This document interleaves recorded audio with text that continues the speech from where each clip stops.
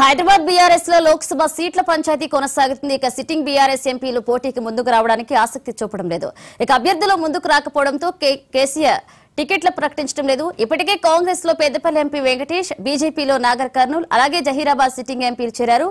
మరొక వైపు చేవెళ్ల ఎంపీ రంజిత్ రెడ్డి పోటీకి దూరంగా ఉన్నారు. ఇక ఇప్పటి వరకు పెద్దపల్లి, ఖమ్మం, మహబూబాబాద్, కరీంనగర్, మహబూబ్ నగర్ అభ్యర్థులను కేసీఆర్ ప్రకటించారు.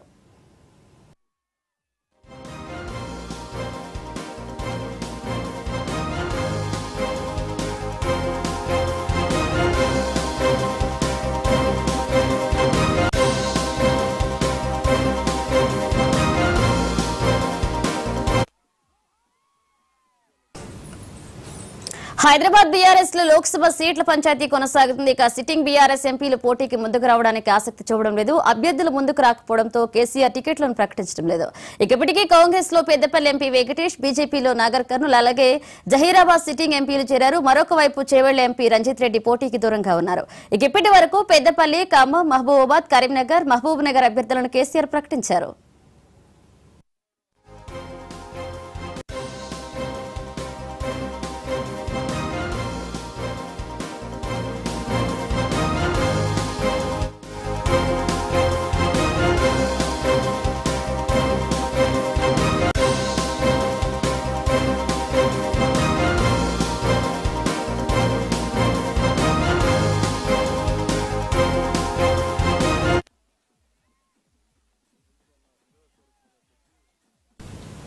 హైదరాబాద్ బీఆర్ఎస్ లో లోక్సభ సీట్ల పంచాయతీ కొనసాగుతుంది. ఇక సిట్టింగ్ బీఆర్ఎస్ ఎంపీలు పోటీకి ముందుకు రాకపోవడానికి ఆసక్తి చూపడం లేదు. ఇదే అంశానికి సంబంధించి మరిన్ని అప్డేట్స్ మా ప్రతినిధి శ్రీకాంత్ అందిస్తారు. శ్రీకాంత్,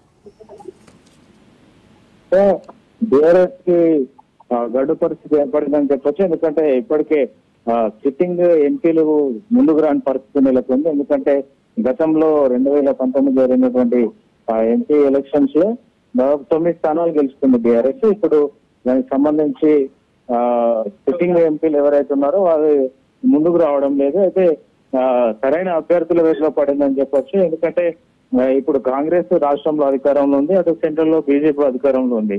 రెండు జాతీయ పార్టీలకు సంబంధించి ఎదుర్కోవాలంటే ప్రాంతీయ పార్టీగా ఉన్నటువంటి బీఆర్ఎస్ కి బలమైన అభ్యర్థులు కావాలి. ఇప్పుడు అది ఆర్థికంగా కూడా బలంగా ఉన్నటువంటి నేతలు కావాలి.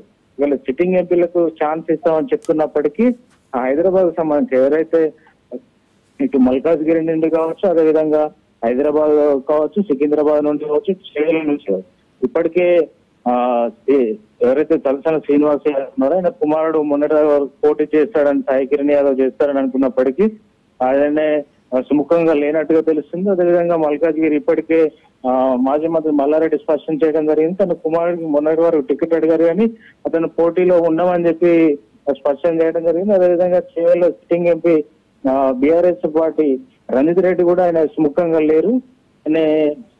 ఈ నేపథ్యంలో ఎవరి పోటీ అనే దాని మీద బీఆర్ఎస్ ఒక సందిగ్ధం నెలకొంది.